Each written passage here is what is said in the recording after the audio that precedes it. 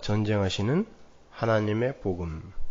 로마서 1장 1절 우리 함께 봉독하겠습니다. 예수 그리스도의 종 바울은 사도로 부르심을 받아 하나님의 복음을 위하여 택정함을 입었으니. 아멘. 오늘은 우리 기독교가 신앙하는 하나님의 복음에 관해서 공부를 하겠습니다. 매주 선포되는 말씀이 복음에 관한 것이지만 오늘은 특별히 더 그 복음의 핵심에 대해서 제가 잘 설명을 해드릴 테니까 잘 들으세요. 정말 사활을 걸고 졸지 말고 좀 잘 들으세요. 조는 분 없지만 높아지면서 중요한 것이기 때문에 말씀드리는 거예요. 어저께 노래하는 후배 중에 이현우라고 있는데 그 아이가 이제 이메일을 해가지고 자기가 이제 예수를 믿게 됐다는 거예요. 예전에 제가 맨날 술 받아주면서 그 인생에 대해서는 많이 가르쳤지만 예수에 대해서는 별로 소개한 적이 없는데 자기가 그 예수를 믿게 됐다고. 독실한 불교 신자였거든요. 그래서 삼보일배를 수시로 하고 했던 친구인데 예수를 믿게 됐다고 그러면서 저희 교회 설교를 듣고 있다는 거예요. 그래서 제가 복음에 대해서 올바로 알아야 된다라는 그런 답장과 함께 오늘 원고를 보내줬어요. 그만큼 제가 아주 중요하게 오늘 설명할 그 내용들이 많으니까 잘 들어보세요. 제가 설교 준비를 하면서 제가 이렇게 은혜를 받아서 감격해 하면서 그 설교를 원고를 써내려간 적이 근자에 드물어요. 근데 지난주 수요일 날 설교를 안 들으신 분들은 잘 이해가 안 가실 텐데 그래도 하여튼 여러 번 들어서 잘 숙지하시고 제가 다음 주에 원고를 나눠드릴 거예요. 오늘 다 못해요. 내용이 많아서 다음 주에 나눠드릴 테니까 잘 읽어보세요. 자, 사도 바울이 지금 하나님의 복음이라는 이야기를 하는데 복음은 복음이지 하나님의 복음은 뭐예요? 하나님의 복음. 하나님의 복음 말고 다른 복음도 있단 말입니까? 있습니다. 사도가 굳이 복음을 거론하면서 하나님의 복음이라고 수식어가 붙은 어구를 사용하는 이유는 인간들이 만들어낸 다른 복음이 있기 때문이에요. 고린도후서 11장 4절로 갑니다. 만일 누가 가서 우리의 전파하지 아니한 다른 예수를 전파하거나 혹 너희의 받지 아니한 다른 영을 받게 하거나 혹 너희의 받지 아니한 다른 복음을 받게 할 때에는 너희가 잘 용납하는구나. 누가? 교회가요. 교회가. 이게 지금 교회에게 쓴 편지라는 걸 절대 잊지 마세요. 목숨을 걸고 예수를 믿었던 초대교회 때예요. 여기는요. 그때는 요단강에서 공개적으로 세례를 받으면요. 가족에게서 잘리고 생업의 현장에서 잘리고 공동체에서 쫓겨나는 시대였어요. 근데 그렇게 예수를 믿은 사람들, 그 공동체 안에도 다른 예수, 다른 복음이 들어오더라는 것입니다. 근데 그걸 잘도 용납하더라는 거예요. 그들이요. 갈라디아서로 가면요. 사도 바울이 말하는 다른 복음이 어떤 복음인지가 잘 나와 있어요. 1장 6절 보세요. 그리스도의 은혜로 너희를 부르신 이를 이같이 속히 떠나 다른 복음 쫓는 것을 내가 이상히 여기노라. 다른 복음은 없나니 다만 어떤 사람들이 너희를 요란케 하여 그리스도의 복음을 변하려 함이라. 그러나 우리나 혹 하늘로부터 온 천사라도 우리가 너희에게 전한 복음 외에 다른 복음을 전하면 저주를 받을지어다.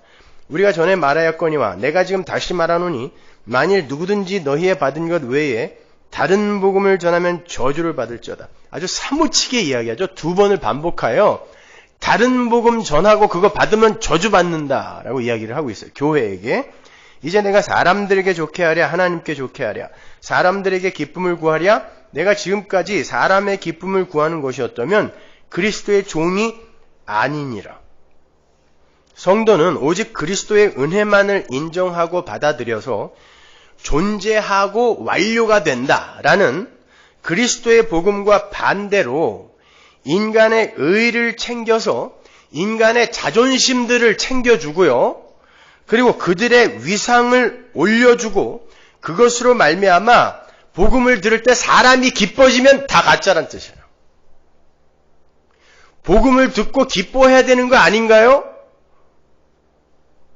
1차적으로 아니란 말입니다. 복음이 떨어졌을 때 여러분이 여러분의 유익을 그 안에서 발견하고 세상적 유익이에요. 그것으로 기뻐지면 안 된다는 뜻이에요.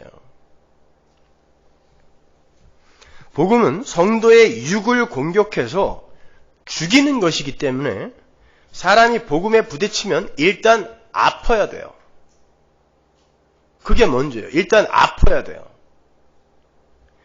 그렇다면 오늘 본문에서 사도 바울이 말하는 하나님의 복음에 대해서 제가 조금 더 구체적으로 한번 설명을 해보겠습니다. 먼저 세상에 편만하게 퍼져 있는 다른 복음과 하나님의 복음의 차이를 여러분이 이해하시기 쉽게 제가 범신론의 대표라고 하지만 모든 종교의 대표라고 하자고요. 모든 종교의 대표라 할 수 있는 불교와 기독교의 차이에 대해서 일단 설명을 해볼게요. 불교와 종교와 기독교가 어떤 차이가 있는지 한번 여러분이 잘 판단해 보세요.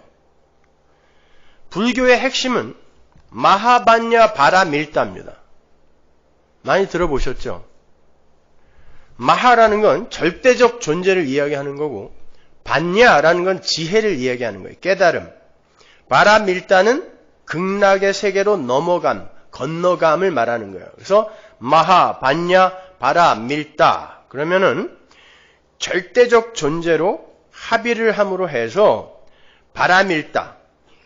그 절대적 존재가 깨달음을 얻어서 마하, 절대적 존재로 합의를 하여 바라밀다. 극락으로 넘어가는 걸 목적으로 하는 게 종교예요. 불교예요. 다른 말로 바꾸면 절대적 존재가 지혜를 얻어서 깨달음을 얻어서 물론 거기에 전제는 그 절대적 존재의 열심과 노력이 근거가 되는 거예요. 깨달음을 얻어서 지혜를 얻어서 내 힘으로 극락세계 가는 거예요.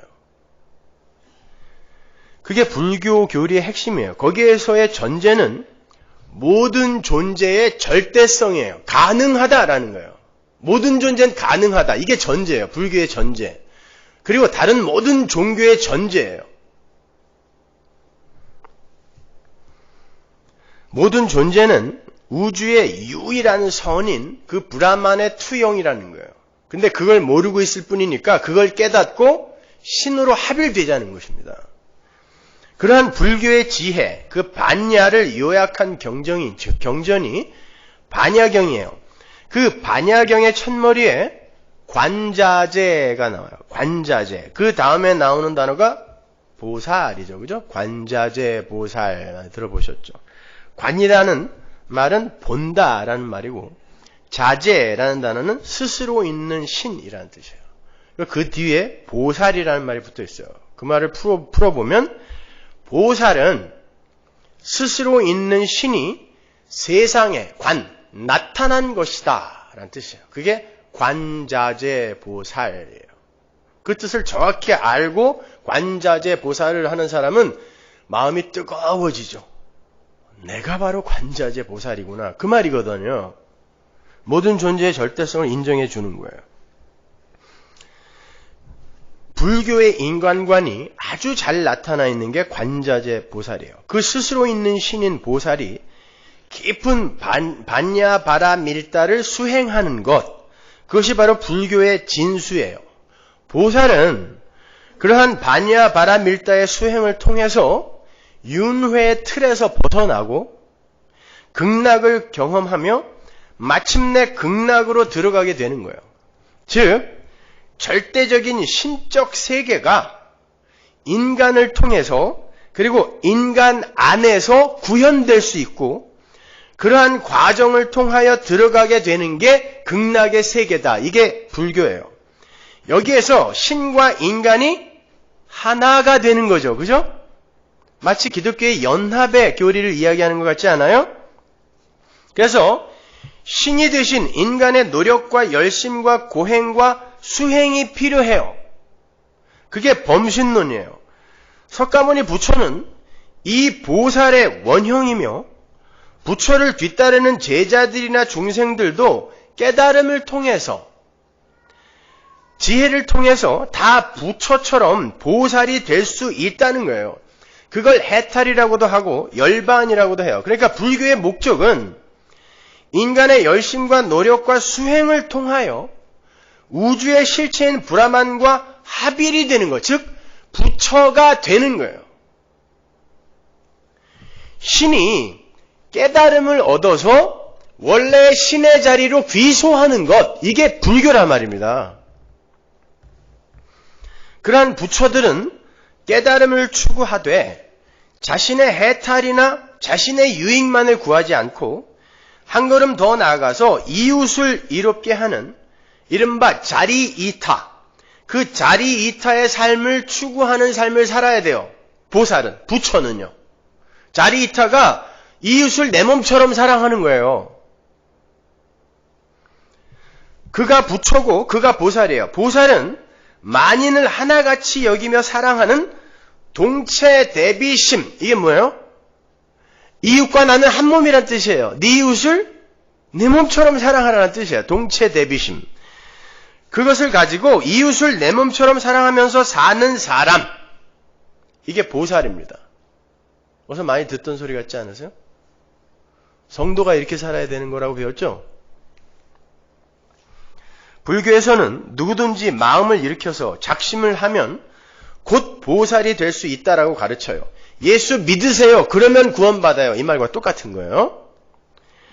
순수한 마음을 먹고 곧바로 수행 정진에 힘쓸 때 누구든지 보살이 될 수 있다는 뜻입니다. 다만 자리이타, 이웃을 이롭게 하는 그러한 삶을 살되 이타적인 삶을 산다고 자기가 주장하거나 자랑하면 안 돼요. 오른손이 한 일을 왼손이 모르게 해야 된다는 뜻이에요. 그래야 보살이에요. 그래야 부처입니다. 석가는 최초로 반야, 지혜를 깨달은 부처가 되어서 바로 이러한 보살들의 맏아들 역할을 한 거예요. 그러니까 불교는 석가모니를 신앙하고 신봉하는 종교가 아니라 보살들의 맏아들인 석가모니처럼 반야를 깨달아서 둘째 석가, 셋째 석가, 넷째 석가, 다섯째 부처, 이렇게 자신들이 부처가 되는 거예요. 그런데 불교가 무속신앙에, 샤머니즘에게 먹혀버려서 불교도 이 세상에서 복을 받기 위해서 연등을 달고 삼천배를 하고 절 건축할 때 기와를 사서 올리기도 하고 이런 무당 잡교가 된 거죠. 불교는 없어진 겁니다. 차치하고 그렇게 범신론 속에서는요, 모든 인간이 다 신이고 신이 될 수 있기 때문에 인간의 삶이 어떤 절대자로부터 선택이 되고 예정이 되고 작정이 되고 그 삶 속에 절대자의 섭리와 경륜이 개입하게 된다라는 이런 기독교의 교리는 흰소리가 되는 거예요. 어처구니 없는 소리가 되는 거죠. 맷돌에서 어처구니를 빼면 어떻게 돼요? 지 맘대로 돌아가잖아요. 그러니까 어처구니 없는 소리가 되는 거예요. 그러한 보살이 바라밀다를 가능하게 하는 수행, 그러니까 반야, 그러니까 그 보살이 바라밀다, 극락으로 넘어가게 되는 데에 수행이 반드시 필요한데 그 반드시 해야 하는 수행이 6가지가 있어요. 불교에. 첫 번째가 보시예요. 보시는 베푸는 거죠. 베풀되 보상이나 성과를 바라지 않는 거예요. 오늘날 교회 용어로 바꾸면 헌금이나 구제나 선행을 말하는 거예요. 보시예요, 그게. 그러나 그런 걸 했다고 반대급부를 바래서는 안 돼요. 근데 대부분 불교인들이 다 보시하면서 반대급부를 바라죠. 내 유익을 위해 보시하는 거예요. 그냥 하는 사람 없어요. 그게 보살들의 바라밀다의 수행의 필수적인 보시예요. 그러니까 어찌 보면 불교의 보시가 기독교의 헌금, 구제, 선행보다 훨씬 신사다워요. 대부분의 기독교인들이 교회 안에서 보시를 하고 반대급부를 바라잖아요. 불교에서는 그렇게 하면 안 된다고 가르친다니까요. 두 번째 수행이 지계예요. 지계. 지계란 계명을 유지하는 거, 계명을 지킨다라는 뜻이에요. 율법. 계라는 단어가 율법이라는 단어잖아요. 경계. 그러니까 지계란 넘지 말아야 될 선을 넘으면 안 된다라는 거예요. 말과 뜻과 행동에 있어서 언제 어디서든 경계를 게을리하지 말아야 된다는 거예요. 도덕과 윤리와 사회법을 잘 지키고 다른 사람들의 경계를 타고 넘어서 타인들에게 해를 끼치는 삶을 살면 안 되는 거예요. 그게 무례잖아요. 그게 위법이란 말입니다. 그런 거 하면 안 된다는 거예요. 즉 탐, 진, 치, 욕심과 분노와 어리석음 그 세 가지 독성으로 인해서 몸과 입과 의지의 행위로 죄를 지으면 윤회의 속박에서 벗어나지 못하는 것이니까 절대 그 경계를 넘지 말라는 거예요. 그걸 못 지키면 보살에서 탈락합니다. 보살이 아니라는 얘기예요. 마치 구약의 옛 언약과 흡사하죠. 안 지키면 죽는다 이 뜻이에요. 그리고 오늘날 개혁주의의 성화론과도 비슷해요. 안 지키면 가짜다. 그죠? 정확하게 이야기해서 알메니안주의가 바로 이거예요. 지계를 지키는 거예요. 세 번째 수행이 인욕이에요. 인욕이란 인내를 이야기하는 거예요. 욕을 먹어도 참고, 매를 맞아도 참고, 사기를 당해도 참고, 모욕을 당해도 참아야 돼요. 그래야 부처예요. 오래 참음. 어디서 많이 듣던 소리죠. 네 번째 수행이 정진입니다. 게으르지 말고 꾸준히 수행을 계속해 나가는 뜻이에요. 가다가 중지고 타면 안일감만 못하리다. 이거 어디서 듣던 말이에요? 김천택의 시조죠?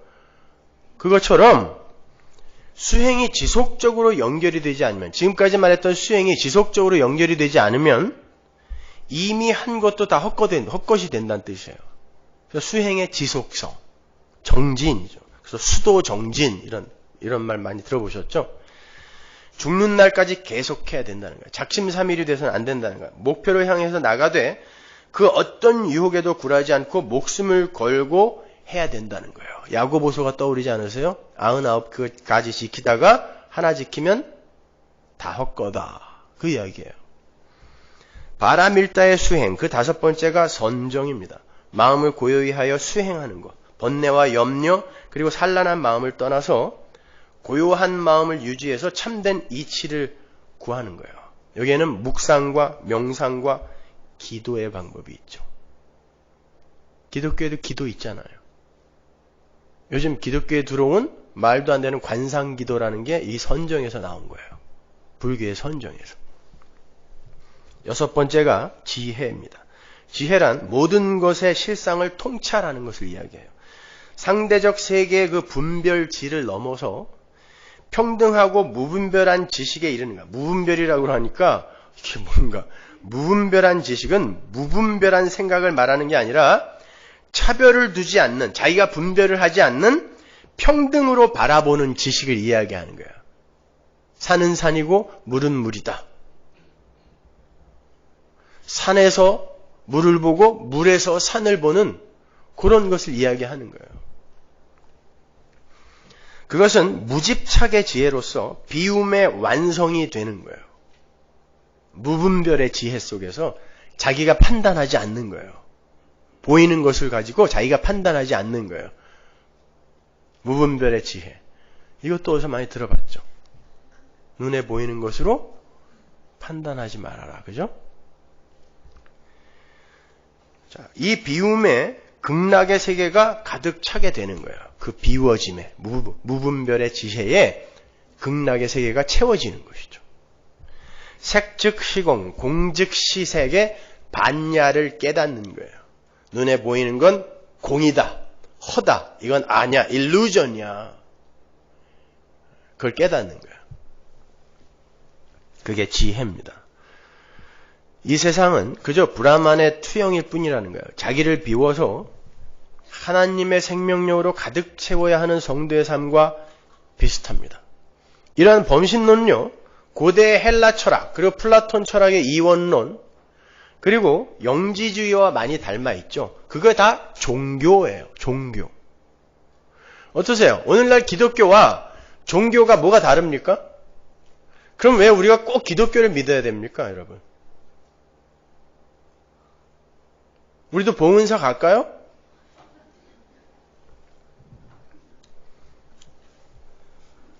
오늘날 기독교의 복음이라는 게 역사적으로 기독교의 선배격이 되는 불교의 범주를 벗어날 수 있어요, 없어요? 못 벗어납니다. 여러분이 들어보시기에 기독교와 불교의 차이가 뭐예요?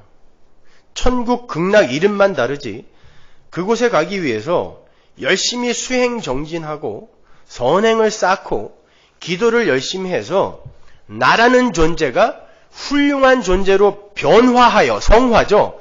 변화하여 순전히 나의 힘으로 나의 욕심인 천국에 가서 많은 상을 받고 남과 차별된 나의 삶을 사는 것. 이게 불교와 기독교의 공통된 목적지 아닙니까? 바울이 그걸 다른 복음이라고 하는 거예요. 나라는 존재에서 출발해서 나라는 존재의 유익으로 끝나는 그런 복음은 없어요.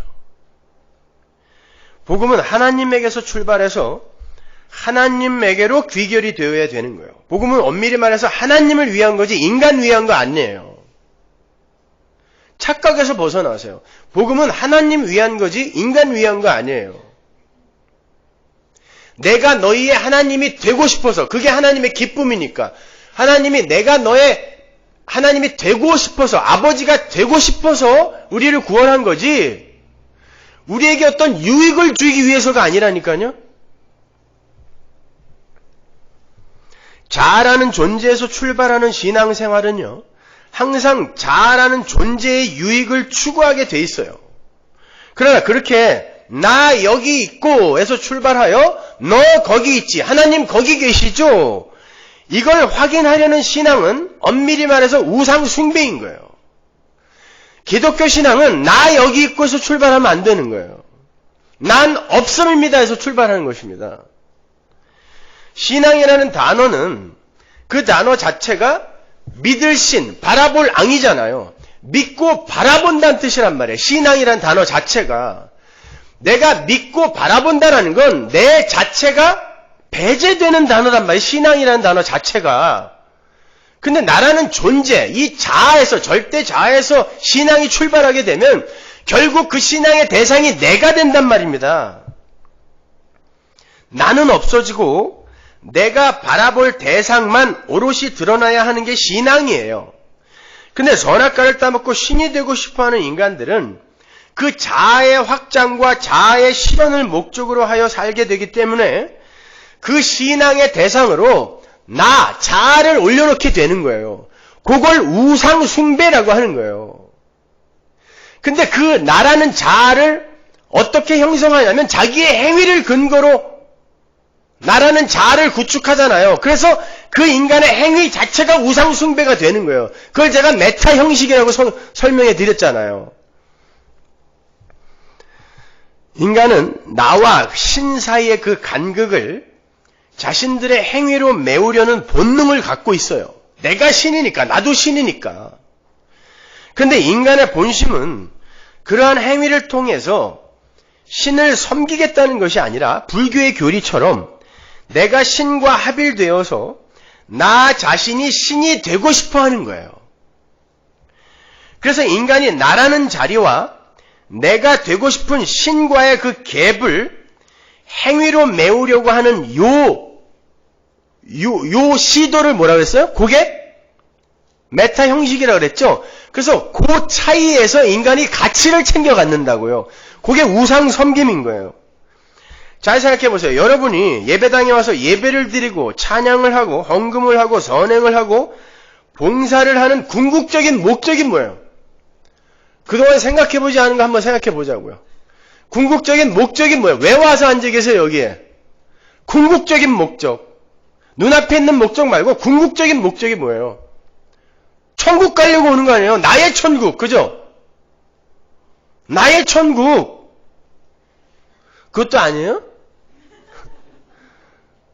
제가 보고 싶어서 온 거군요, 그러면. 나의 천국. 그거 쟁취하기 위해 오신 거예요, 여러분은요. 혹은 나라는 존재의 변화를 추구하기 위해서 오셨죠. 좀 더 착한 사람이 되기 위해 좀 더 성화된 나를 발견하기 위해 온 거예요. 자, 나의 천국, 나의 변화. 그렇게 착하게 변화되어진 내가 가야 할 천국이 여러분의 신앙생활의 목적이라면 여러분이 지금 궁극적으로 바라보는 대상이 누굽니까? 나잖아요. 여러분은 지금 변화된 나를 보러 온 거지 하나님 보러 온 거 아니란 말입니다. 그렇잖아요. 나의 천국을 쟁취하기 위해 오신 분들이에요. 근데 그 나의 천국을 어떻게 하면 쟁취하냐면 이렇게 예배도 잘 참석하고 헌금도 도에 지나게 하고 봉사도 많이 하고 해서 변화된 나의 모습으로 거기에 도달해야 된단 말이에요. 그러니까 여러분은 지금 변화된 나를 보러 온 거예요. 하나님 보러 온 거 아니에요. 나 보러 온 거란 말입니다. 그럼 여러분이 여기에서 누구를 섬기는 거예요 지금? 나를 섬기는 거예요. 하나님의 이름을 부르고 있지만 나를 바라보고 있는 거란 말입니다. 나의 신앙의 대상은 나잖아요. 아니라고 하지 말자고요. 다 그래요. 그래서 예수가 죽은 겁니다. 고칠 수가 없어서 예수가 죽은 거예요. 인간이 자기 자신을 자기 것으로 간주하고 그 자기를 개발하고 발전시키고 향상시키고 멋지게 변화시켜서 그 자기를 자기 소유로 삼고 싶은 거잖아요. 에? 변화된 그 자기를 내 소유로 삼고 싶은 거잖아요. 이게 나라는 걸 자랑하고 싶은 게 그걸 내 소유로 삼고 싶다라는 거거든요. 그게 우상 숭배란 말입니다.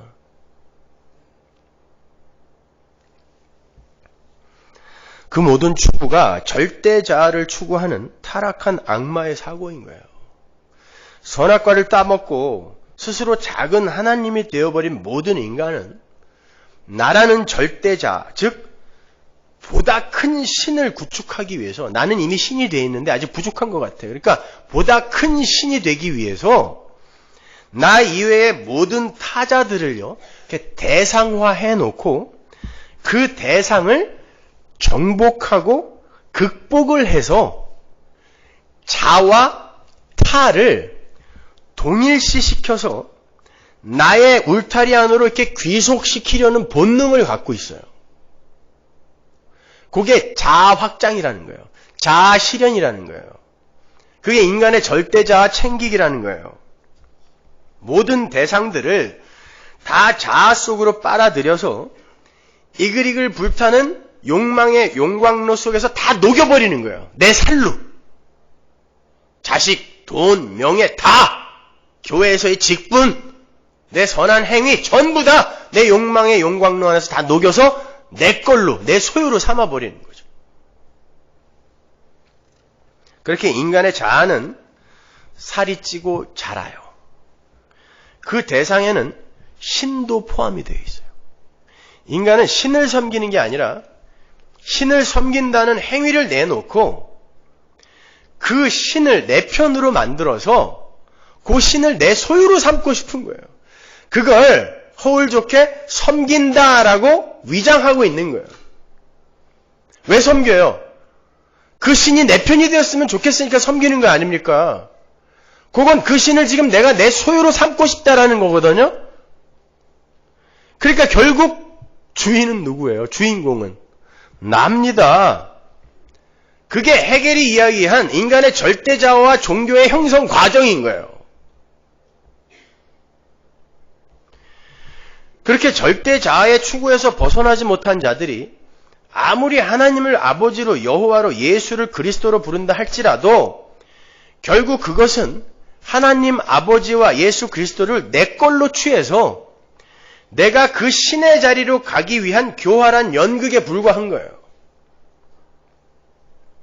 그걸 어떻게 구별할 수 있는가? 절대자아를 추구하는 인간은요, 내 것을 내놓으면 반드시 그 힘을 돌려받아야 돼요. 왜냐하면 절대자아 안에서 빠져나간 힘이 다시 어떤 모양으로든 자아 안으로 돌아오지 않으면 그 절대자아는 힘이 빠지고 결국 죽음에 이르게 되기 때문에 인간은 절대 그리로 못 가요. 그래서 자기가 어떤 것을 내놓아도 어떤 모양으로든 돌려받아야 돼요. 그 보상이 물질적인 것으로, 가시적인 것으로 돌아올 가능성이 없으면 정신적인 만족이나 타인들의 평가로라도 받아 챙겨야 돼요. 그래야 자아가 죽지 않아요. 그놈의 절대 자아가, 신이 되어버린 절대 자아가 그래야 안 죽어요. 그래서 모든 인간은 어떤 것을 내어놓아도 반드시 반대급부를 기대하게 되어 있어요. 그게 타락한 마귀들이 신을 대하는 태도예요. 그걸 대자적 존재라 그래요. 자기가 내어놓은 건 반드시 자기에게로 빨아들여버리는 존재가 대자적 존재죠. 그와 반대로 내 유익을 생각하지 않고 내 유익을 챙길 수가 없고 타자만을 위해 사는 존재를 대타적 존재라고 그래요. 그러나 인간은 대타적 존재, 즉 내 유익을 생각하지 않고 타자만을 위해 살 수가 없어요. 그게 하나님 나라의 삶의 원리인데 인간은 때려 죽여도 그렇게 못 살아요. 왜냐하면 대타적 존재란 인간들의 그 노마디즘의 추구에서처럼 다시 자기로 돌아오지 못하는 존재이기 때문에 인간들은 절대 그렇게 못 살아요. 이미 하나님이 되어버린 인간들이 절대 자아의 죽음을 넉넉히 좌시하지 못한단 말입니다. 그래서 모든 인간은 대자적 존재, 자기가 내어놓은 건 반드시 자기에게로 귀속시켜버리는 대자적 존재로 살아요. 하나님은 당신의 백성들을 찾아오셔서 그러한 대자적 존재로서의 옛사람을 깨부수고 하나님께 완전히 의존해야 하는 대타적 존재로 만들어버리는 거예요. 그걸 복음이라고 그래요. 굉장히 슬픈 소식인데 왜 그걸 기쁜 소식이라고 복음이라 그럴까요? 복음은 한마디로 신이 되어버린 인간들에 대한 진짜 신의 전쟁 선포입니다. 그걸 복음이라 그래요. 너희들은 이제 다 죽었다. 이게 복음입니다. 왜요? 죽지 않으면 다 지옥 가거든요. 근데 하나님이 죽여주시겠다고 내려오신 거예요. 그래서 그걸 복음이라고 하는 거예요. 우리는 예수를 믿는다고 하면서도 여전히 자신의 행위를 보태서 다른 이들과 하나님에게까지 훌륭하고 멋진 사람이라는 평가를 받고 싶어하는 그런 자들이에요. 그게 자아를 숭배하는 우상 숭배자의 삶이거든요. 그런데 그 행위를 박살내 버리시고 예수의 피공로만 의지하게 만들어주러 하나님이 내려오셨다는 거예요.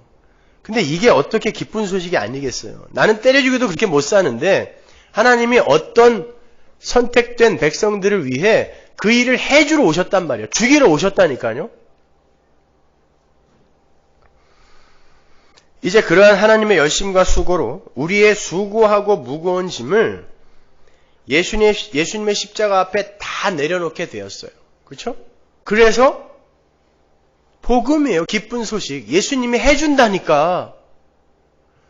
수고하고 무거운 짐 지는 자들 다 내게로 오라. 내가 해줄게. 그래서 복음인 거예요. 뭘 해준다는 거예요? 십자가에 내가 대신 박아줄게. 이 뜻이에요. 니들이 십자가에 스스로 못 달리잖아. 그러니까 내가 박아줄게. 죽여줄게. 라고 내려오신 거예요. 그래서 복음입니다.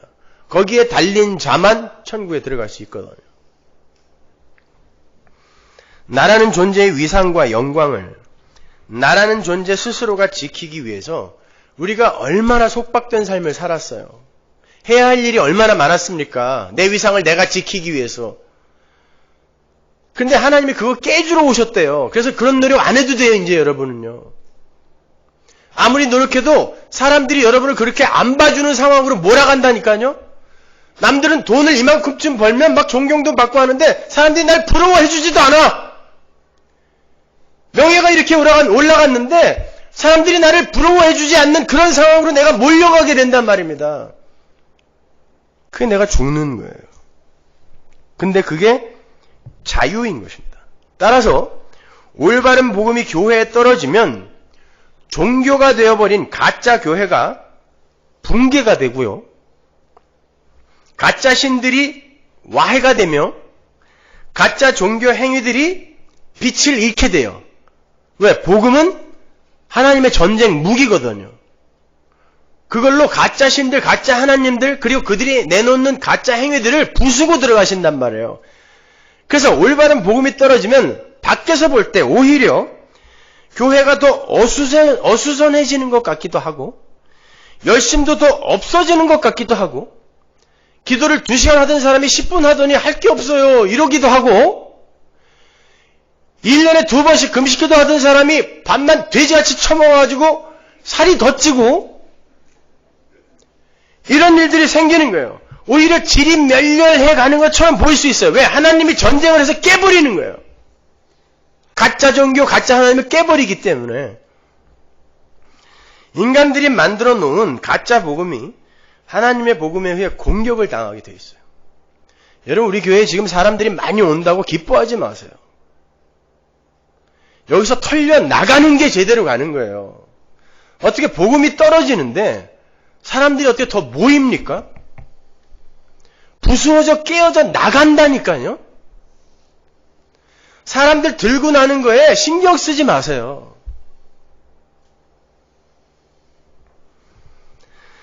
그 복음은요, 살아서 운동력이 있고 골수와 관절과 영혼까지 쪼개는 힘이 있어요. 그래서 올바른 복음이 전해지면 교회 안에서 포가 뜨여지기 시작한다. 그리고 내 인생 속에서 포가 띄어지기 시작한다. 그래서 인간들이 조작해 놓은 가짜 기독교가 진짜 기독교를 이단으로 몰아붙이게 돼요. 왜? 주류가 가짜거든요. 인간의 종교가 만들어 놓은 가짜가 어떤 종교든 다 주류를 차지하고 있어요. 보세요. 불교의 주류는 가짜예요. 그 중에 진짜 불교인들이 있다니까요. 어차피 둘 다 지옥 갈 거지만 종교의 주류는 항상 종교인들이 차지하고 있단 말입니다. 그래서 진짜 복음이, 진짜 성도가 그 주류를 이루고 있는 종교 안으로 들어가면 반드시 전쟁이 일어나요. 근데 진짜가 소수가 되기 때문에 항상 주류에게 당하게 돼 있어요. 이게 종교 개혁이었죠. 근데 결국 이게 승리하게 되는 거예요. 따라서 여러분은 어디 가서 이단 소리 한번 안 들어보면 여러분 가짜일지도 몰라요. 그렇다고 뭐 신천지나 구원파나 이런 이단 소리 들으란 얘기가 아니라, 왜 우리는 다 같이 합의하여 이렇게 가고 있는데 넌 왜 딴 소리 해? 이런 소리 말이에요. 바로 그러한 하나님의 기쁜 소식이 어떻게 성도를 자유케 하시는지 제가 예를 들어 설명해 드리겠습니다. 마태복음 5장 17절 보세요. 내가 율법이나 선지자나 폐하러 온 줄로 생각지 말라. 폐하러 온 것이 아니요 완전케 하려 함이로라. 진실로 너에게 이르노니 천지가 없어지기 전에는 율법의 1.1획이라도 반드시 없어지지 아니하고 다 이루리라.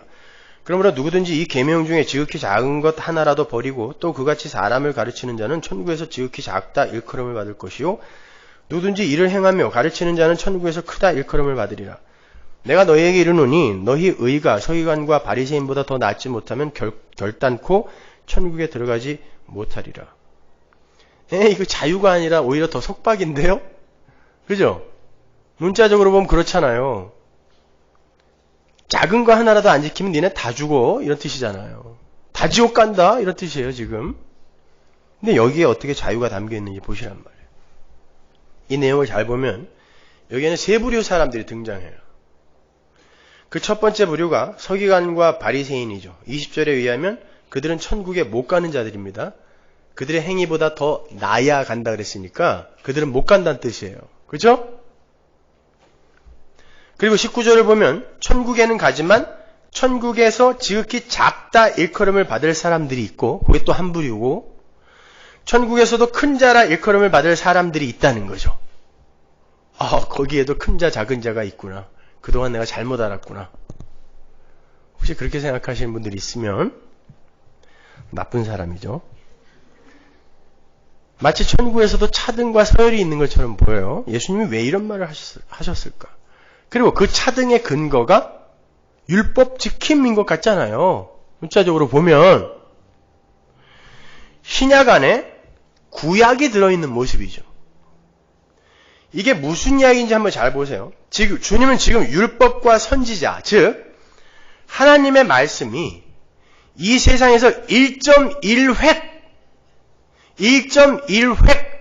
히브리어에는 점 하나만 잘못 찍혀도 다른 글씨가 돼요. 그래서 사본들의 오역이 왜 이렇게 많으냐면 먼지나 파리똥 같은 게 사본에 떨어지면 완전히 다른 글씨가 돼요. 그래서 여러 사본들을 비교하고 대조해서 이렇게 하나로 만드는 거거든요. 이 점이에요, 그게. 근데 1획, 그것도 떨어지면 안 돼요. 하나님의 법은. 그걸, 그 작은 것 하나라도 버리면 작은 자가 된대요. 그리고 지극히 작은 것 하나라도 버리지 않고 잘 행하면 큰 자라 그래요. 그리고는 예수님 당시에 가장 율법을 잘 지키며 살았던 바리새인들과 서기관들은 천국에 들어가지 못할 자로 분류해 버리신단 말이에요. 그런데 야고보서로 가면 다 지키다가 하나라도 어기면 다 어긴 게 된 거라는 게 하나님의 율법관이라고 그러죠. 그러면 이 세상에 큰 자는 차치하고 작은 자의 자리로 갈 수 있는 사람이 한 사람이라도 있다 없다? 없다는 얘기예요. 예수님이 그 얘기 하셨거든요. 근데 예수님이 아시면서 왜 이런 소리를 하시냐고요. 본인이 더 잘 아시면서 왜 이런 무리한 요구를 하시냐고요, 지금. 어차피 자기 힘으로 천국 들어갈 수 있는 자는 하나도 없어요. 큰 자고 작은 자고 간에 그냥 천국 들어갈 수 있는 자는 하나도 없어요. 근데 왜 이런 하나의 명령을 왜 이렇게 반복하여 하시냐고요. 지금 주님께서 율법에 대해 말씀하시는 건 몸과 나의 육신, 나와 몸과 법, 말씀, 율법의 관계를 말씀하시는 거예요. 하나님의 말씀, 법, 율법, 너 선악과 먹지 마. 이게 하나님의 법이거든요. 율법이에요. 말씀이에요. 그 법을 떠나서 신이 되어버린 게 타락이죠. 하나님처럼 되겠다고 법을 떠난 게, 법을 떠난 몸, 이게 죄란 말입니다. 그런 몸은, 인간이라는 몸은 항상 법을 대할 때 대상으로 대하게 되죠. 왜? 떠났잖아요. 떠났기 때문에 이미 각각 개체로 떨어져 버렸기 때문에 그 인간, 타락한 인간은 항상 법, 말씀을 대할 때 대상으로 대하게 되잖아요. 내가 지켜야 할 대상, 내가 떠났으니까. 따라서 이제 하나님의 법이라는 건 몸인 내가 지켜야 할 대상이 된 거예요. 그렇게 몸과 법이 분리된 인간에게 있어서 법은 인간이 도달할 수 없는 것이기 때문에 항상 왜곡되고 조작되게 되어 있어요. 그래서 하나님의 율법이 수천 가지로 그렇게 분리가 되고 왜곡이 되고 조작이 된 거예요. 미쉐나, 탈무드 이렇게. 그게 더 잘 지키겠다고 만들어 놓은 게 아니라 어떻게 하면 빠져나갈까를 궁리해 놓은 게 미쉐나예요. 탈무드란 말입니다. 항상 법은 그렇게 왜곡되고 조작되게 되어 있어요. 인간이 도달할 수 없기 때문에. 대상이 되어버린, 객체가 되어버린 법은 인간이 도달할 수 없는 곳에 있단 말입니다. 주님이 말씀하시는 그 율법은 하나님의 말씀을 이야기하는 거예요. 그런데 하나님의 말씀은 그 자체로 힘이 있다 그랬습니다. 살아있다 그랬어요. 그리고 운동력이 있어서 반드시 성취가 되고 그 자체로 선해요. 그죠? 하나님 말씀 그 자체로 선하고 천국과 지옥을 구별하는 기준 역할을 하는 진리잖아요. 그게 말씀이잖아요. 그게 법이잖아요. 그래서 법은 거룩하죠. 인간은, 법을 떠난 인간은 악이에요. 비거룩이란 말이에요. 부정함이란 말입니다. 따라서 그 지고지순한 살아있는 하나님의 법을 악한 인간이 대상으로 놓고 요걸 내가 지키겠다고 하는 게 뭐예요? 요걸 내가 소유해서 내 것으로 만들겠다가 지키겠다죠. 그럼 보세요. 악한 인간이 지고지순의 이 선한 법을 지키겠다, 내가 이걸 소유하겠다라고 하는 시도가 뭐다? 죄란 말입니다. 그래서 목숨 걸고 율법을 지키려고 했던 바리새인들 보고 예수님이 독사의 새끼라고 이야기한 거예요. 목숨을 걸고 지켰는데 독사의 새끼라고 욕을 한 거예요. 왜? 지고지순의 선은 악하디 악한 악에게 절대 점령당하거나 장악당할 수가 없어요. 포착도 안 돼요. 지켜낼 수가 없단 말입니다. 근데 지키겠다고 했기 때문에 독사의 자식이 되는 거예요. 독사는 누구예요? 창세기에 마귀란 말입니다. 그래서 예수님이 바리새인들 보고 너희들의 아비는 마귀다 그런 거예요. 니네는 뭐라는 거야? 마귀 새끼.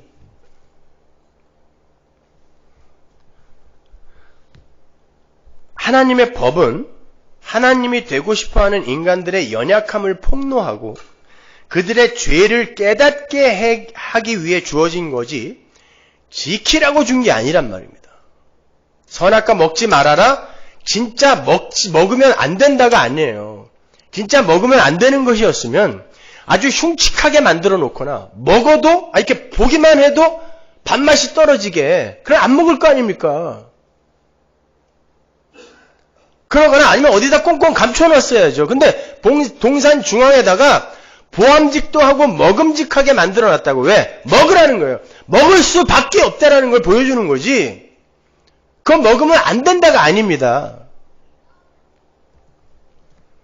로마서 3장 19절 보세요. 우리가 알거니와 무릇 율법이 말하는 바는 율법 아래 있는 자들에게 말하는 것이니 이는 모든 입을 막고 온 세상으로 하나님의 심판 아래 있게 하려 함이니라. 율법 왜 줬어요? 너희들이 심판받아 마땅한 자야. 이거 알려주려고요. 이러므로 율법의 행위로 그의 앞에 의롭다 하심을 육체가 없나니, 노발이란 뜻이에요. 없나니. 율법으로는 죄를 깨달음이니라. 율법은 죄를 깨닫는데 도구로 준 게 율법이란 말이에요. 지켜라는 너희들은 티끌이야. 이걸 알게 하는 도구로 준 거란 말이에요. 그럼에도 불구하고 서기관들과 바리새인들은 자기 몸으로 하나님의 율법을 끌어올 수 있다고 생각했어요.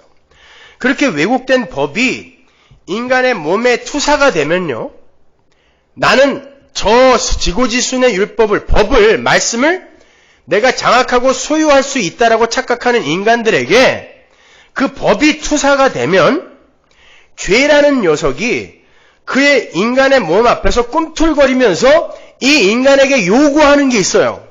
그게 뭐겠어요? 행위라는 거예요. 행위.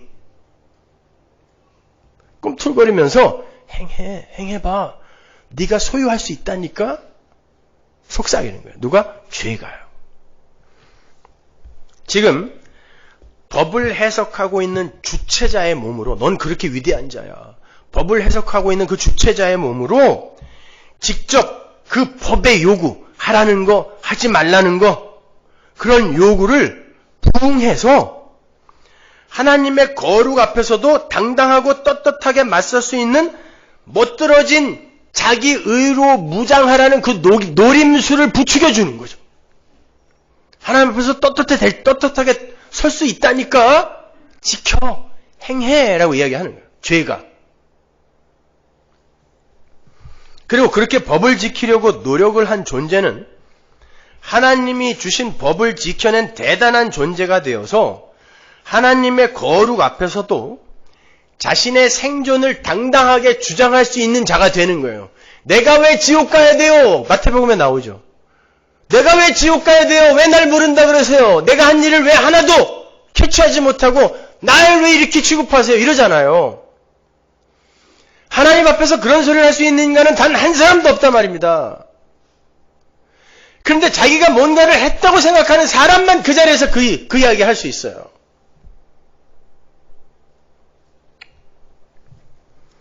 하나님 앞에서도 나도 하나님입니다. 당신만큼 도달하지 못했지만 나도 작은 하나님입니다를 주장하고 싶은 거예요. 그게 마귀의 속임수예요.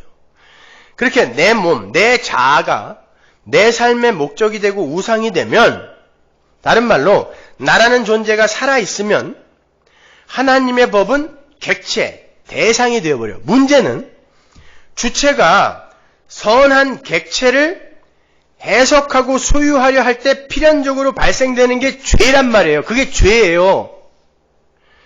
악한 것이 선한 것을 해석하고 소유하여 선한 것을 내 아래로 밀어내려고 하는 거잖아요. 내가 지켰으니까.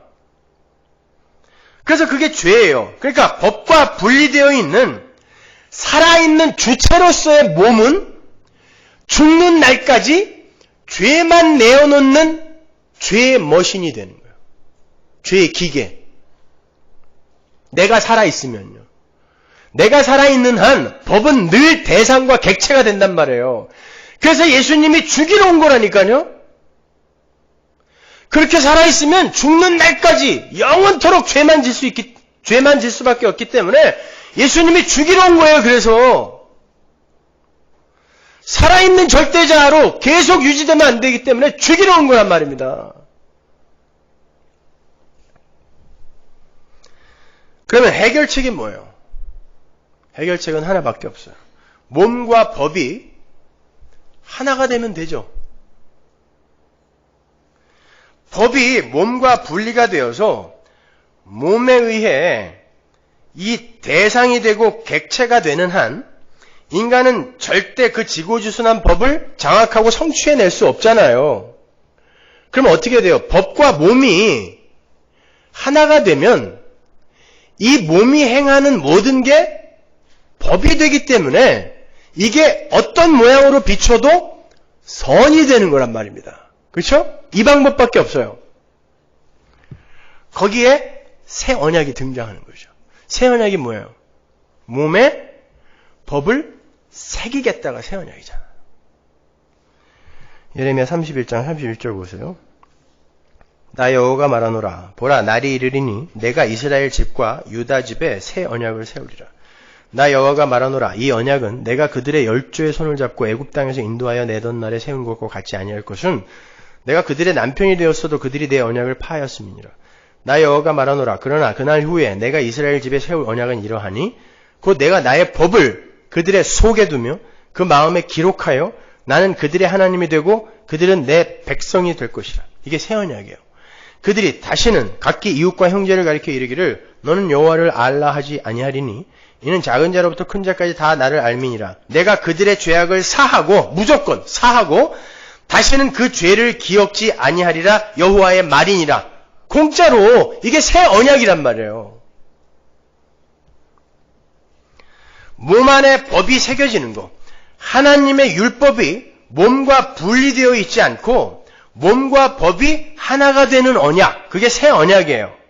몸과 법이 분리가 되어 있을 때에는 몸이라는 주체가 법이라는 객체를 해석하고 지켜야만 선이 됩니다만 그 옛 언약이잖아요.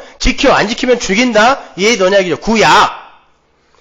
몸과 법이 하나가 되어버리면 몸이 법에 대해서 주체 노릇을 할 수가 없어요. 양쪽이 다 주체이기 때문에 하나이기 때문에 연합이 되니까 몸이 곧 법이고 법이 곧 몸이 되니까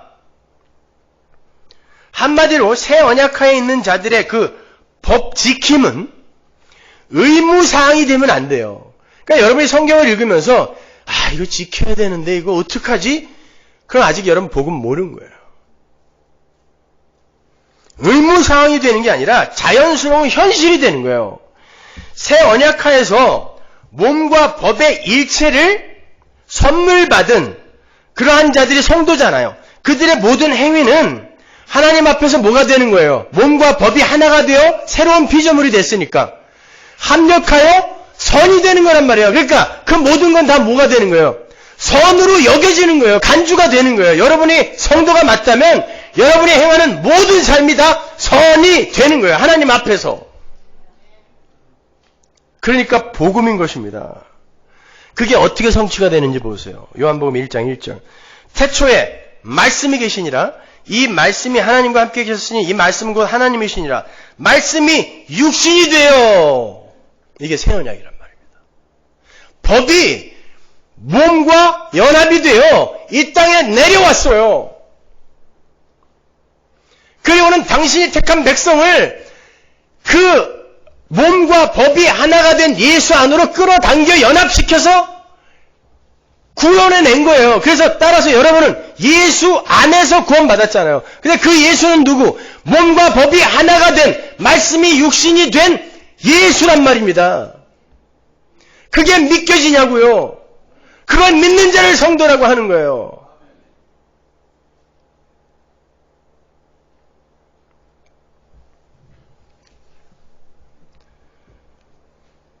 그래서 그렇게 몸과 법이 하나가 된 예수가 남에게 독사의 새끼라는 저주의 욕을 해도 그게 선이 되는 거고 성전에 들어가서 남의 장사 다 때려 엎어도 선이 되는 거예요. 창녀들과 앉아서 포도주를 마셔도 선이 되고 율법을 어기면서 안식일에 이삭 따먹어도 선이 되는 거예요. 예수님이 하신 일은 다 선입니다. 왜? 몸과 법이 일체가 되신 분이기 때문에 그런 거예요. 근데 그 안에서 구원받았다니까요. 예수 안에서, 그리스도 안에서! 그게 복음이란 말입니다.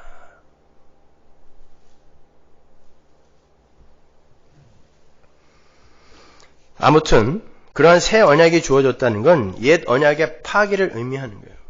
옛 언약이 뭐예요? 하나님의 율법 지켜라, 안 지키면 죽는다. 그런데 그 옛 언약의 대상자였던 이스라엘이 그 옛 언약 앞에서 완전히 실패한 자로 드러나 버리잖아요. 옛 언약이 이스라엘의 무력함과 불가능함에 의해 파기가 된 거예요. 그 자리에서 새 언약이 주어지는 거예요. 그러니까 옛 언약은 법과 몸의 분리 상태는 항상 실패할 수밖에 없음을 보여주기 위해 너희 인간들은 옛 언약에 의해서는 죽을 수밖에 없으므로 내가 새 언약을 미리 준비해 두었다라는 것을 가르쳐주기 위해 한시적으로 주어진 거예요. 그 옛 언약이에요.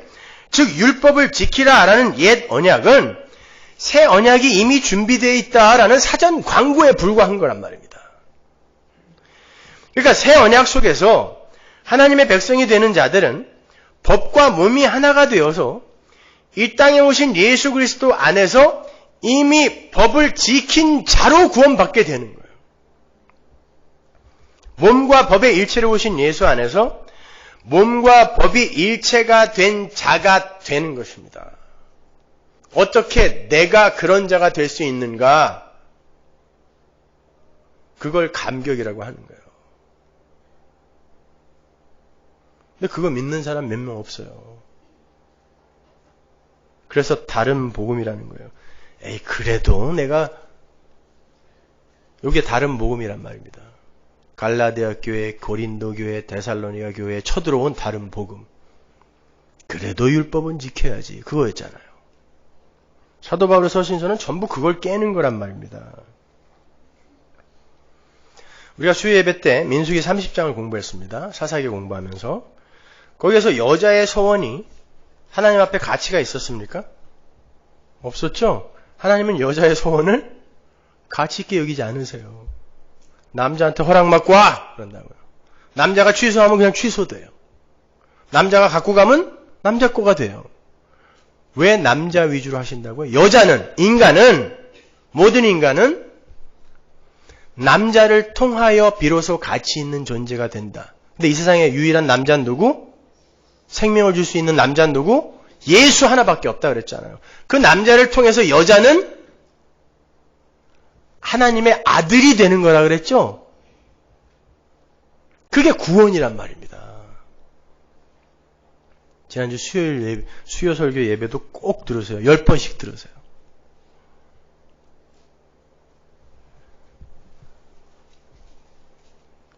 우리 모든 여자들은요, 누구의 행위 때문에 구원을 받는다고요?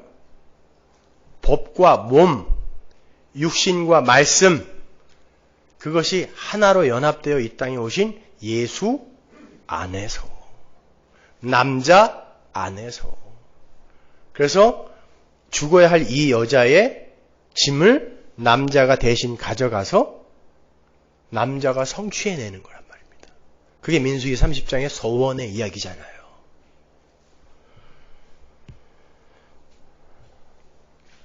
갈라디아서 3장 26절 보세요. 너희가 다 믿음으로 말미암아 그리스도 예수 안에서, 그죠? 하나님의 아들이 되었으니, 나오죠?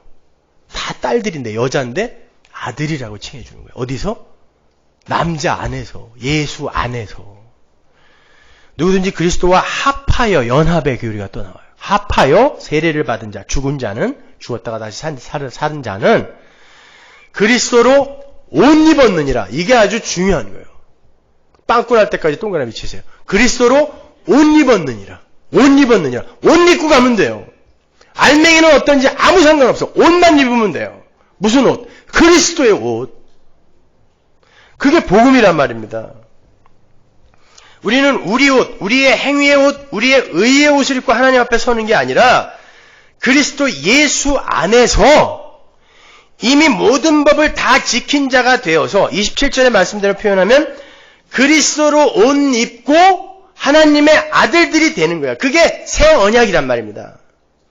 따라서 알메니안주의나 알메니언주의화 되어버린 개혁주의 성화론은 이미 파기되어버린 옛 언약에 속한 거예요. 그건요. 사도 바울의 말대로 하면 그게 다른 복음인 거예요.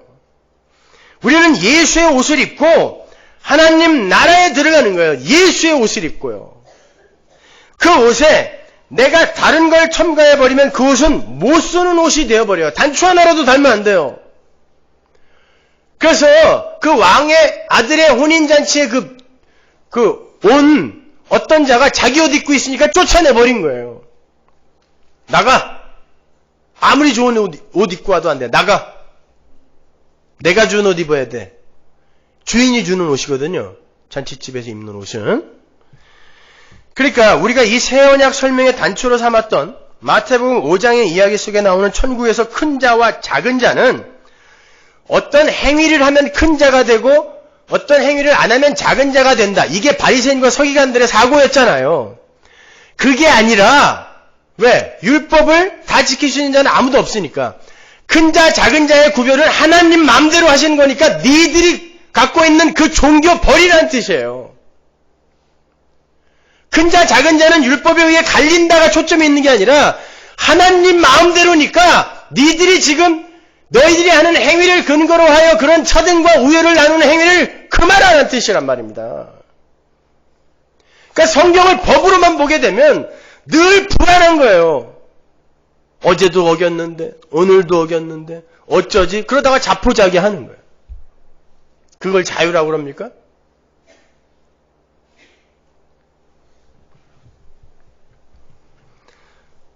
생각해보세요. 모든 성도가 다 예수 안에서 구원받아요. 예수 안에서라는 건 그들의 입은 모든 옷이 다 벗겨지는 건데 거기에서 무슨 차등이 있습니까? 생각을 해보라고요. 예수 안에서 받는다니까요. 예수가 준 옷을 입고 받는 건데 지 양말, 지 스타킹 4개 챙겨온 사람이 더 상을 많이 받고 그거 못 챙겨온 사람은 작은 자로 밑에서 개털모자 쓰고 살고 이게 말이 되냐고요. 예수 안에서인데 왜 그걸 잊으세요? 예수 안에서 구원받는 건데. 여러분 아담이 범죄한 후에 부끄러운 자가 됐어요. 벌거벗은 자가 됐는데 제일 먼저 한 게 뭡니까? 지 힘으로 옷 만들어 입은 거예요. 무화과 나무 잎사귀로. 하나님이 어떻게 했어요? 벗긴다니까요. 그 위에다 입혀주는 게 아니라 벗겨버리고 어린 양의 가죽으로 덮는 거예요. 왜 니들의 행위로 옷을 부끄러움을 가리려고 그래? 그거 율법이란 말이야. 안 돼. 벗어! 내가 덮어줄 거야. 그게 창세기예요. 창세기 3장의 이야기란 말입니다, 여러분. 그렇게 인간이 하나님의 창조에, 그게 첫 창조든 새 창조든 인간이 하나님의 창조에 개입을 하게 되면 그 창조가 망가지게 돼 있어요. 피조물은 피조물의 자리에 그대로 있어야 되는데 이놈이 하나님처럼 되어서 어떤 기여를 하겠다고 나서는 순간 거기가 지옥된 거예요. 하나님께서 하나님이 주체자가 되어서 모든 걸 창조하셨을 때 그것들이 제자리에 있었을 때 보시기에 좋았더라 했어요. 토브, 그게 선이라고 그랬죠. 합력하여 선을 이룬다 해서 선. 너희 안에 착한 일을 시작하신 이가 해서 그 착한 일이 토브예요. 선이에요. 그죠? 하나님이 하나님 자리에 계시고 피조물이 피조물 자리에 있는 게 선이란 말입니다. 그 말은 이 피조물은, 인간은 하나님 안에서 자기의 주권을 잃어버리고 하나님에게 속한 자로 살아야 그게 선이라는 뜻이에요. 근데 여기에서 자꾸 내가 선악을 내가 분별하여 내가 내 행위를 보태겠다고 하는 거, 이게 뭐예요? 이게 죄란 말입니다. 이걸 타락이라고 하는 거예요. 지가 뭔데 선악을 분별합니까? 선이 뭐고 악이 뭔지도 모르면서 지들이 판단하고 정의한 것을 지키고 하나님 앞에 떳떳하게 업적으로 가져간다니까요. 그게 악이란 말입니다.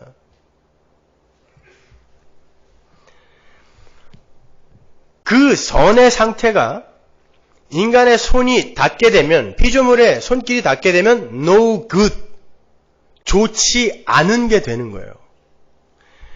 제가 우리 웹 게시판에 지난 수요예배에 참석하지 않으신 분들은 그 수요예배 설교를 반드시 듣고 오라고 제가 올려놨는데, 우리가 지난 수요일에 뭘 공부했는가 하면 신랑이신 하나님 앞에서 그 신랑을 전적으로 의존하는 여자로 살아야 하는 하나님의 백성들이 남자 흉내를 내고 용사 흉내를 내는 게 바로 죄이며 그게 노아의 홍수였어요. 그리고 악이며 타락이라는 걸 배웠잖아요. 선이라는 건 창세기에 나오는 그 우리의 형상, 제가 거기에 대해서 자세히 설명해 드렸죠. 우리의 형상, 하나님의 보좌, 그 하나님의 보좌에서 나온 하나님의 그 뜻을 선이라고 한다 그랬잖아요. 그래야 보시기에 좋은 거잖아요. 남자에게서 여자가 나와 둘이 하나가 되는 게 하나님의 뜻, 우리의 형상으로 사람이 되고라는 거라 그랬잖아요. 그러니까 그건 뭐예요? 남자이신 하나님에게 여자인 하나님의 백성이 속하여 하나님 안에서 연합이 되어서 살게 되는 거, 하나님을 절대적으로 의존하는 존재로 이 피조물이 살아야 되는 게 선이다 그랬잖아요. 그게 하나님의 뜻이니까. 그런데 여기에서 이게 분리가 되면 어떻게 되는 거죠? No good. 그것이 아니란 말이에요. 선이 아니란 말이에요. 그래서 그 단어가 어디에 나오냐면 터블로라는 단어가 창세기 2장 18절에 나와요. 여호와 하나님이 가라사대 사람의 독처하는 것, 둘이 연합이 되어 하나가 돼야 우리의 형상이 되는 거예요. 하나님의 뜻이 되는 거예요. 그게 선인데 독처를 하게 되면 분리된 거죠. 독처를 하게 되면 그게 좋지 못하니 그러죠. 이게 터블로예요. No good. 그걸 여러분이 아는 용어로 바꾸면 NG라는 거예요. 그러니까 NG난 인생을 살고 있는 거예요. 이 세상은 전부 다 지금. 그게 no good이란 말입니다.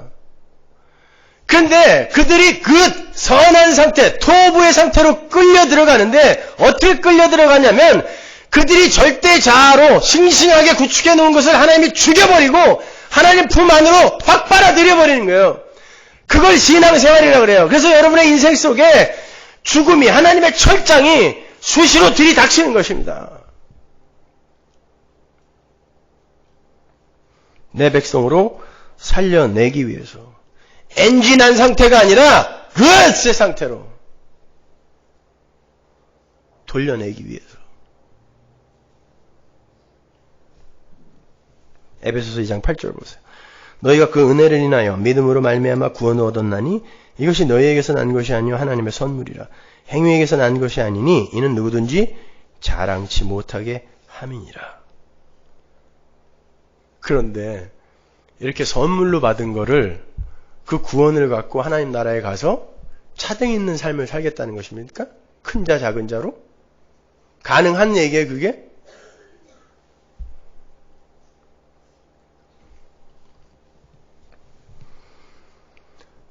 여러분, 야곱이라는 사람이 어떻게 해서 아버지의 축복을 받아요?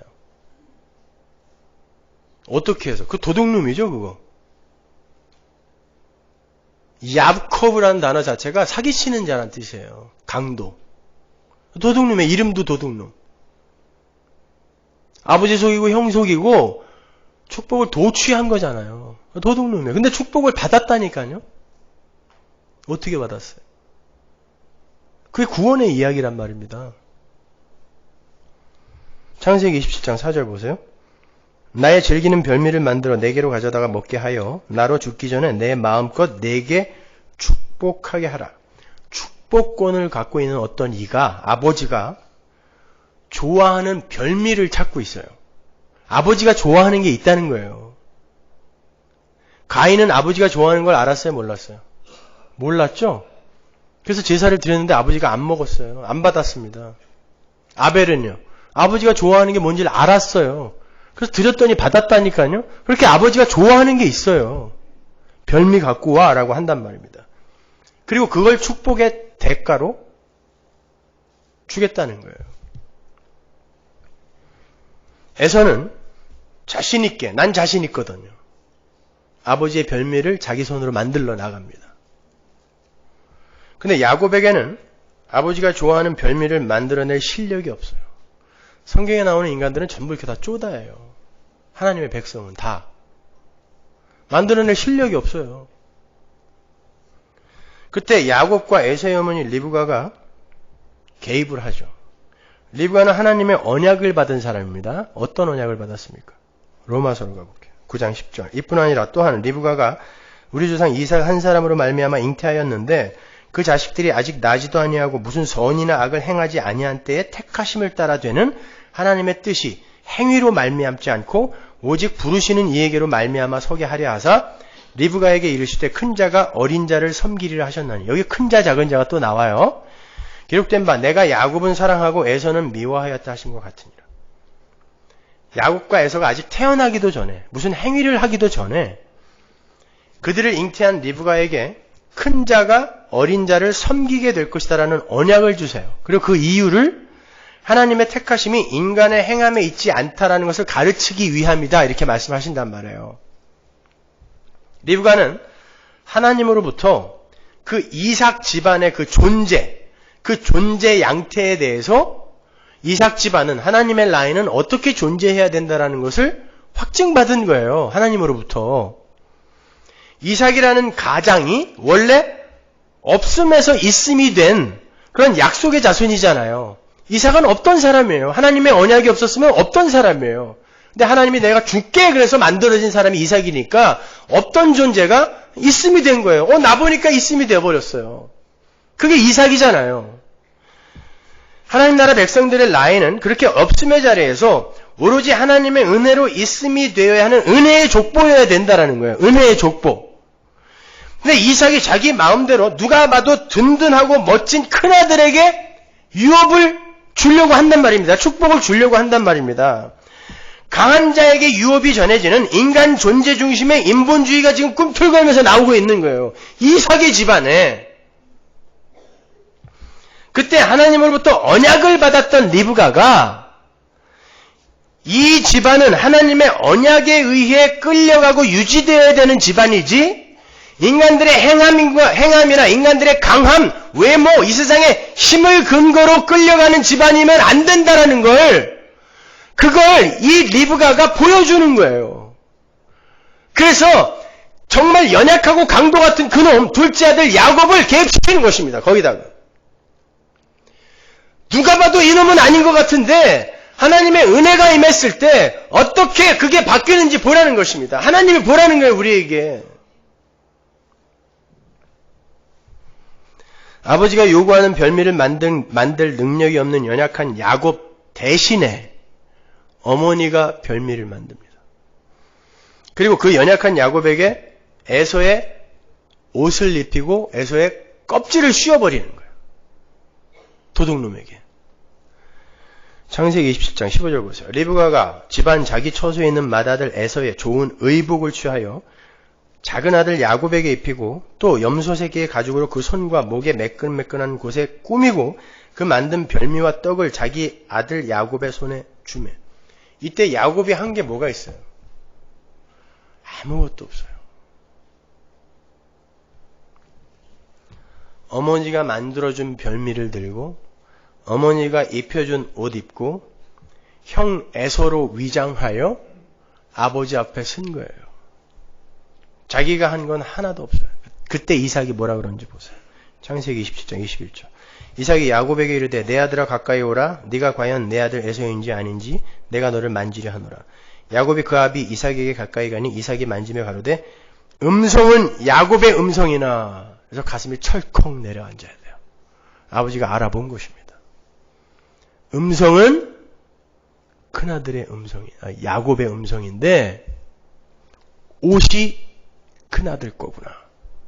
아버지가 그 알맹이를 알아차렸으면서도 알맹이를 안 보는 것입니다. 그리고는 그가 입고 있는 옷을 근거로 하여 축복하는 거예요. 이걸 구원이라고 하는 것입니다. 여러분은 그 예수의 옷만 입으면 되는 거예요.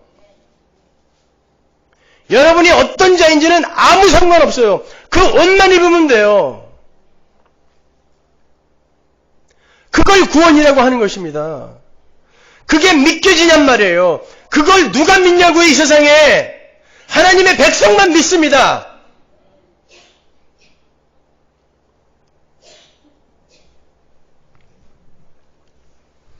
그렇게 거저 아버지의 축복을 받은 야곱이 그의 전 인생 동안에 왜 인간은 그렇게 거저 은혜를 받아야만 하는지를 배우는 거예요. 그걸 신앙생활이라고 그래요. 야곱은 아버지로부터 축복을 도취하고 나서 외삼촌 집으로 쫓겨가요. 그럴 줄 알았으면 야곱이 축복을 도취했다 안 했다. 그거 받고 쫓겨날 줄 알았으면 그거 그렇게까지 해갖고 받았겠습니까? 하나님이 준 거예요. 너는 내가 태어나기 전에 주기로 결정했으니까 와. 그래놓고 옷 입혀갖고 준 다음에 어떻게 하냐면 쫓아버리는 것입니다. 그의 인생이 그때부터 나그네 인생길 130년의 심히 험악한 인생이 되는 거예요. 야곱이 죽어가는 것입니다. 죽고 날마다 죽더니 야복강가에서 완전히 죽는 거예요. 하나님이 환도뼈까지 쳐버리세요. 환도뼈는 뭐다? 전인, 죽는 것입니다. 그런데 거기서 야곱이 죽지 않고 죽음을 상징하는 거지만 그 자리에서 예수님이 죽는 거예요. 예수가 죽고 자기를 위해 대신 죽은 그 예수를 평생 의지하여 사는 거예요. 그게 지팡이입니다. 환도뼈가 위골이 되고 하나님이 그에게 선물을 하나 주는데 그게 지팡이란 말입니다. 십자가라는 지팡이 붙들고 죽는 날까지 가는 거예요. 야곱이 죽을 때도 지팡이 의지하여 죽습니다. 나는 왜 이 지팡이만을 의지해야 되는 자인가를 배우는 거예요. 근데 그게 죽음을 통하여 우리에게 알려진단 말입니다. 그래서 여러분이 매일 죽는 거예요. 사도 바울이 그런가? 나는 날마다 죽는다.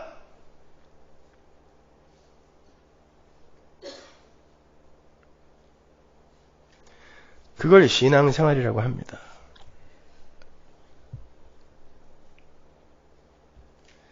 그때 야곱의 이름이 이스라엘로 바뀌어지죠. 이스라엘이 뭐예요? 인간이 사람과 이스라엘 하나님과 싸워서 이겼다라는 뜻이에요. 인간의 그 죄, 자아를 챙기려고 하는 인간 죄의 집요함이죠. 야복강가에서 지만 살겠다고 혼자 거기에서 자식 새끼, 마누라 다 보내놓고 자기 혼자 숨어 있었잖아요. 이게 자아 챙기기의 집요함. 그래서 하나님이 찾아와서 그거 아니야 그러는데 안 져요. 하나님한테. 이겨요. 교회는 영적 이스라엘이죠. 왜 그런 오명을 교회의 이름으로 주었을까요? 오명이죠. 하나님과 사람과 싸워서 어떻게든 이기는 놈. 이 교회란 말이에요. 교회는 지들이 뭘 잘해서 이렇게 모아놓은 그런 집단이 아니라 하나님과 싸워서도 기필코 이기려고 하는 자들 삶 속에 하나님이 찾아가셔서 건져낸 자들을 모아놓은 곳을 교회라고 하는 거예요. 그들이 어떻게 하냐면 사람과 싸워서 이기게 되는데요. 사람은 뭐예요? 나예요. 신이 되어버린 나. 그와 죽는 날까지 싸우는 자가 교회인 것입니다. 결국은 이기게 돼요. 나를 이기게 되는 거예요. 하나님이 내 편이기 때문에. 그래서 이스라엘인 거예요. 영적 이스라엘. 여러분의 인생은 그렇게 죽는 것으로 끌려가는 거예요.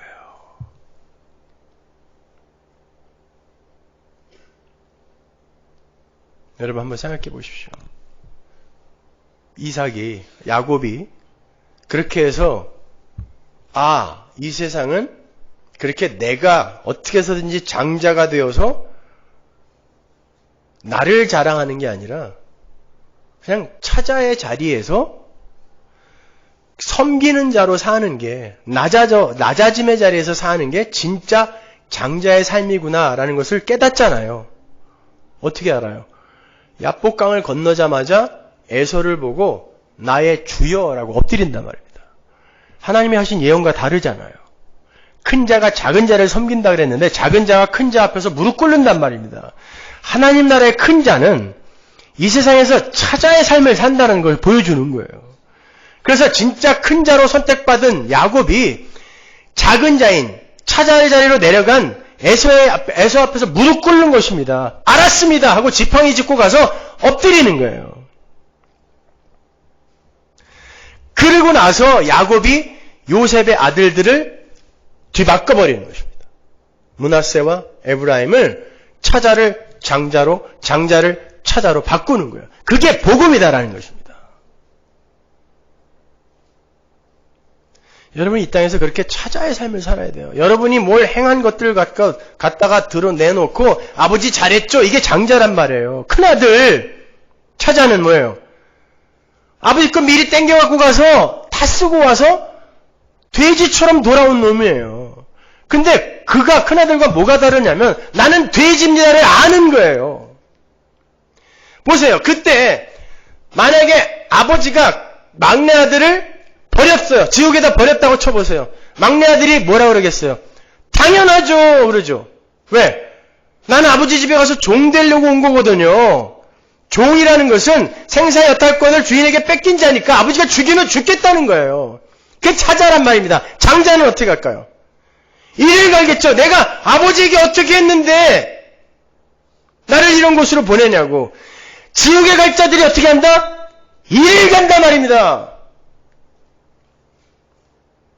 평생 시퍼렇게 살아서 자기 자아를 챙기던 자들은 반드시 하나님 앞에 와서 내 생존을 주장하고 이를 갈게 되어 있다니까요. 그분의 판단에 의해서 큰아들이 아버지를 탄핵한다니까요. 자기의 행위를 갖고 내가 이렇게 말 잘 들었는데 아버지 왜 그따구로 사세요? 이렇게 이야기한단 말입니다.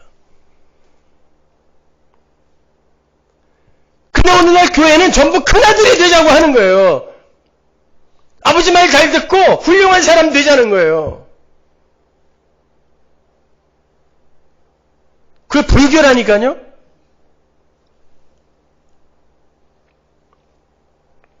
기독교는 예수 믿는 겁니다. 여러분 신자의 삶에 성령이 개입을 하신다는 거 알죠? 여러분이 그 자유를 누린다고 해서 여러분이 절대 방종으로 못 갑니다. 목사님 그렇게 설교하면 사람들이 지 맘대로 막 살 거 아니에요. 그럼 세상이 어떻게 되겠어요? 그런 걱정들을 하시는데 그 사람들이 가짜입니다. 하나님이 손댄 사람은 아무리 여기서 걸림돌을 던져도 복음을 이야기하는데 어떻게 막 살아요? 생각을 해보십시오. 가짜들이 그런 질문 하는 거예요. 가라지들이. 이제 막 살아도 되겠네? 왜? 하기 싫은 거 억지로 하고 있었거든요. 그동안에. 지의 쌓으려고. 그러니까 은혜를 이야기하면 이제 막 살아도 되겠네? 막 사세요. 안 말릴 테니까. 여러분 은혜를 먼저 아시란 말입니다. 여러분이 내어놓는 행위들 사도 바울이 뭐라 그래요? 점도 없고 흠도 없던 자기의 인생을 배설물이라 그러죠. 배설물. 배설물이 뭔지 아세요? 말라기는 아주 그걸 원색적으로 표현했어요. 한 군데 한번 볼까요? 말라기 2장 3절. 보라 내가 너희의 종자를 견책할 것이요 똥 곧 너희 절기의 희생의 똥을 너희 얼굴에 바를 것이라. 너희가 그것과 함께 제하여 버림을 당하리라. 절기와 희생이 뭐예요? 율법 지킴 제사. 그걸 뭐라 그래요? 하나님이 하신 말씀이에요. 똥이다. 내 앞에 지금 똥 갖고 오냐? 똥은 뭐예요? 영양분, 가치 있는 게 다 빠져버린 쓰레기를 이야기하는 것입니다. 인간의 행위, 인간이 몸을 갖고 있는 한 인간이 하나님 앞에 내어놓는 행위는 전부 똥이란 얘기예요. 그거 니들의 얼굴에 발라버리겠다고 하지 않습니까? 예수님이요. 하나님이요. 근데 그걸 갖고 자랑하고 그걸 갖고 상을 받겠다는 것입니까? 똥 갖고?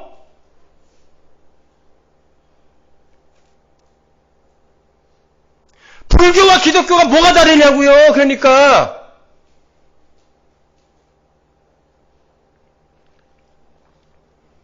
예수 믿으세요. 예수 믿으세요. 예수라는 옷만 내놓으면 돼요. 여기 손자, 손녀 있으신 분들 계시죠? 자식이 더 이뻐요? 손자가 더 이뻐요? 자식 키울 땐 몰랐던 거, 손자 낳으니까 이게 바로 내 핏줄이구나. 비로소 알잖아요. 하나님은요, 당신이 사랑하는 당신의 아들이 만들어 놓은 그 손자 새끼들을 좋아하는 거예요. 그게 여러분입니다. 예수.